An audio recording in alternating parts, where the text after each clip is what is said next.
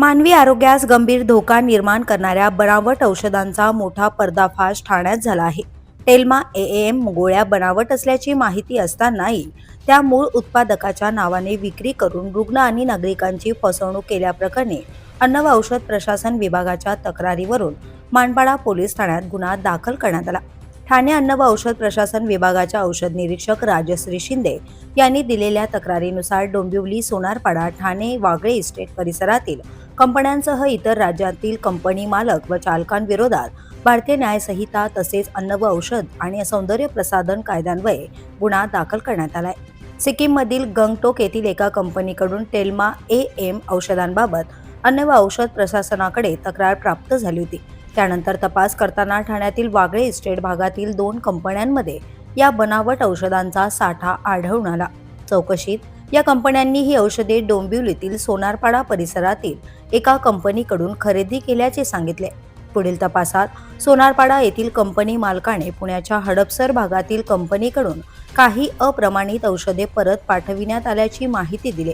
तसेच काही औषधे बिहारमधील दरभंगा येथील एका कंपनीकडून खरेदी केल्याचंही सांगण्यात आलं. एकूण 6,000 औषधपट्ट्यांचा व्यवहार झाल्याची कबुली देण्यात आली असून यासाठी 1 लाख रुपयांची रोख व्यवहार झाल्याची माहिती समोर आली आहे. मात्र या व्यवहाराची कोणतीही अधिकृत नोंद उपलब्ध नसल्याचं तपासात स्पष्ट झालंय. दरभंगा येथील अन्न व औषध प्रशासन अधिकाऱ्यांनी केलेल्या चौकशीत संबंधित कंपनीने देयकांद्वारे या औषधांची विक्री केल्याचं नाकारलं असून याबाबतचा अहवाल ठाणे अन्न व औषध प्रशासनाकडे पाठवण्यात आलाय.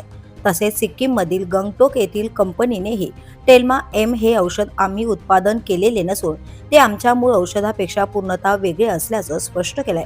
या कारवाई दरम्यान ठाण्यातील वागळे इस्टेट भागातील एका कंपनीतून टेल्मा एमच्या 2,795 औषध पट्ट्या जप्त करण्यात आल्या असून त्यांची अंदाजे किंमत 8,94,000 इतकी आहे.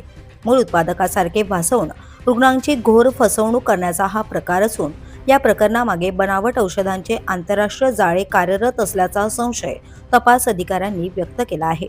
औषधे नेमकी कोठे तयार झाली, कच्चा माल कुठून आणण्यात आला आणि विक्री कुठे करण्यात आली याचा सखोल तपास सुरू आहे. नफेखोरीसाठी मानवी आरोग्याशी खेळ करणाऱ्या या प्रकरणात सहभागी असलेल्या 5 जणांविरोधात गुन्हा दाखल करण्यात आला असून पुढील तपास मानपाडा पोलीस करत आहेत. The police news bureau, Thane.